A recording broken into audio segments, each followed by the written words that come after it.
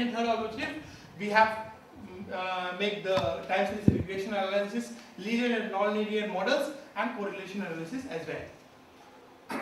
Next slide, please.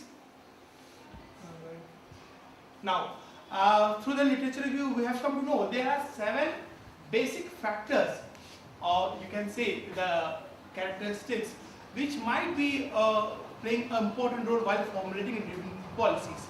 So we can label these are the independent variables as well, and we found that the internal wealth creation in terms of network, the external wealth creation in terms of market capitalization, plant and machinery as a fixed cost, promoters equity, institutional holdings, net cash flow, and interest paid. These are the main parameters. These are the main factors which are considered while formulating a different policies, and that's why we have taken these things into consideration for testing our second objective. Next slide, please.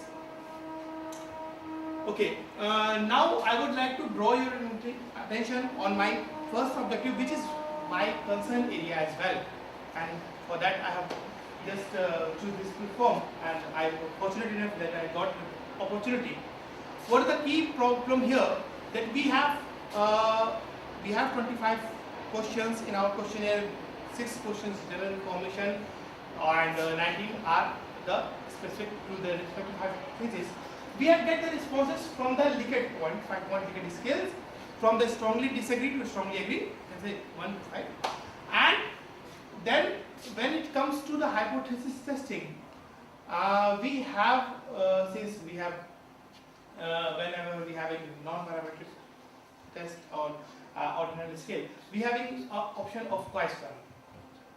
So I have done this. Moreover, I have also taken a mean value approach also to show the inclination of investors. But if with your permission, should I move to with my results and then seeks your inputs, then both other tests we can use it here. Okay. So this presentation is only specific on that work. Please move next. Now these are the 7 hypotheses which I framed against the first A objective. The objective which is very specific, which is framed to test or to get the attitude and perceptions from the investor's point of view. Now as we have the first objective here, the company's fundamental rather than market technicalities and mood influence the investor's decision significantly. This is some sort of objective which is somehow test the theoretical base, and that is why in this only objective we have used the one sample case test with d value. Okay, that is why the question number 7 is only pertaining to that.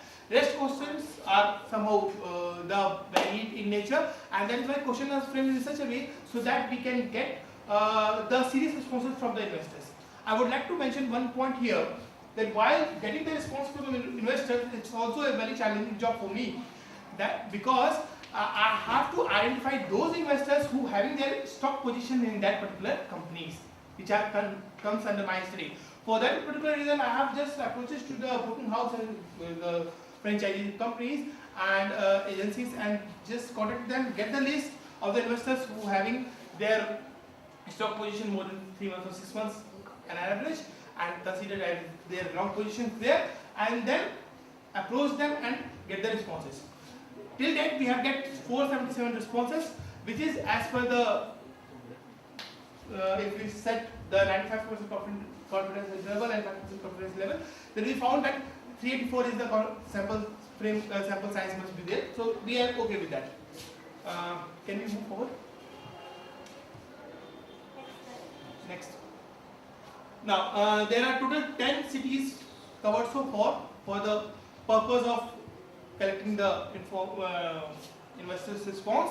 And if you would like to have a look, the confidence value comes till date, that is 0.821, which is fairly higher than 0.7. Parent study encompassing 35 accumulation and 35 investors and 15 accumulation. Now, does the responses, the general characteristics from the investors, when we look about the professional background of the investors, we found that majority of respondents either belong from the salaried professionals or in private sector